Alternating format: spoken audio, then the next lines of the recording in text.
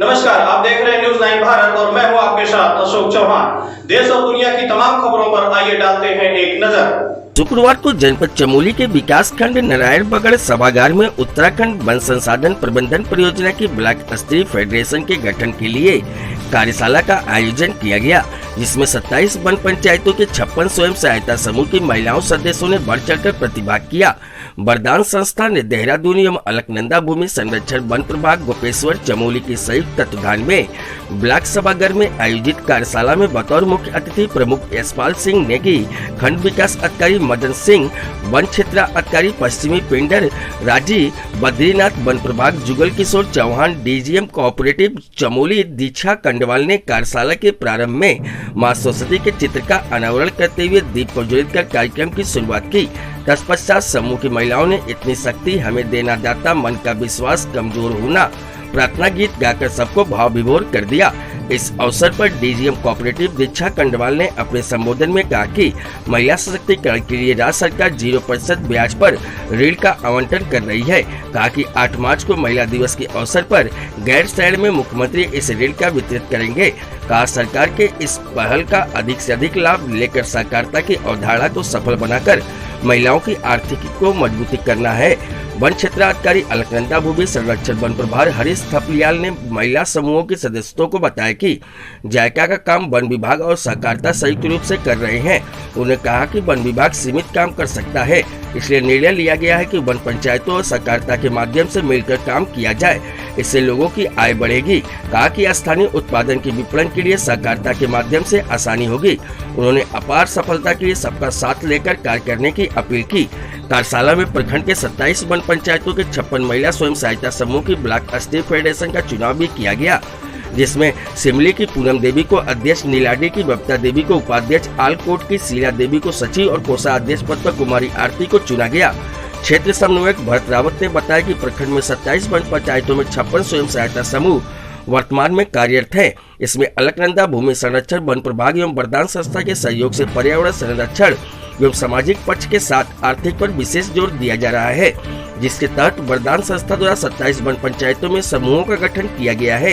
एवं आज इसी परिप्रेक्ष्य में लक्ष्मी नारायण स्वायत्त सहकारिता फेडरेशन नाम से गठन किया गया है, जिसका मुख्य उद्देश्य समूहों के स्थानीय उत्पादों का विपणन कर बाजार उपलब्ध कराकर आर्थिक स्तर को बढ़ाना है। इस अवसर पर बाजार विशेषज्ञ प्रतीक गोयल, वीरेंद्र सिंह नेगी, देवेंद्र सिंह परियार, कंचन नेगी, मुकेश नैनवाल, गजेंद्र नेगी, चंद्रमणि बरमूला आदि उपस्थित थे। सुरेंद्र धनेत्रा की रिपोर्ट। सर, इसमें हम लोग जो है वरदान संस्था देहरादून से जायका एक कार्यक्रम है, जिसके तहत आज लक्ष्मी नारायण स्वायत्त सहकारिता का गठन किया गया और इस सहकारिता का मुख्य उद्देश्य यही है कि हम अपने स्थानीय उत्पादों का और स्थानीय संसाधनों का बेहतर उपयोग करते हुए समूह और सहकारिता को आत्मनिर्भर बनाते हुए उनकी आर्थिकी को बेहतर बनाने। और इसमें 2 विंग्स काम कर रहे हैं, एक तो अलकनंदा भूमि संरक्षण वन प्रभाग और दूसरा वरदान संस्था। और वरदान संस्था का जो मुख्य रोल है समुदाय के साथ उनकी सामाजिक परिप्रेक्ष्य को सुदृढ़ बनाते हुए उनकी आजीविका को बेहतर करना, जिसके लिए उनको प्रशिक्षण, एक्सपोजर और उनकी छोटी छोटी बचत, उनका व्यापार प्लान बनाना, उनका माइक्रो प्लान बना करके हमने शासन स्तर को भेज दिया, जिससे आगे आने वाले समय में समूह सहकारिता के माध्यम से अपनी व्यापारिक गतिविधियों को सुदृढ़ करके अपनी आर्थिक स्थिति को बेहतर बनाने में सक्षम होंगे। जैसे कि अभी बैठक में वक्ताओं ने कहा कि वन पंचायतों के माध्यम से जायका का जो काम गतिविधियां जो ग्रामीण क्षेत्रों में किया जाएगा, लेकिन देखा गया कि वन पंचायत के जो सरपंच लोग वो यहाँ दिखे नहीं, क्या कारण होगा? सर, इसमें जो है कि वन पंचायतों में जो निर्माण काम किए जा रहे हैं, इसका अलकनंदा भूमि संरक्षण के माध्यम से ही वन पंचायत और सरपंचों के माध्यम से निर्माण काम किए जा रहे हैं, क्योंकि इसमें सरपंचों का रोल नहीं था। इसमें सिर्फ सहकारिता जो हमारे गांव स्तर पे जो 27 वन पंचायतें और 56 समूह के सदस्य हैं, उन्हीं का एक सहकारिता गठन किया जाना था, जिसमें सरपंचों का नहीं था। इसमें सिर्फ समूह सदस्य जो समूह में सदस्य हैं गांव स्तर पे, उन्हीं का यहाँ पे ब्लॉक लेवल पे एक सहकारिता का गठन किया गया। के बारे में जायका योजना द्वारा अलकनंदा वन प्रभाग में 2 तरह के काम करवाए जा रहे हैं, जिसमें एक ERM मतलब इको रेस्टोरेशन मॉड्यूल के डेवलपमेंट पे वन पंचायतों में सरपंचों के द्वारा वनीकरण कराया जा रहा है और साथ ही में आजीविका के सुधार के लिए वरदान संस्था द्वारा नए स्वयं सहायता समूहों का गठन किया जा रहा है, जिनका विगत कई वर्षों से कई 56 हमारे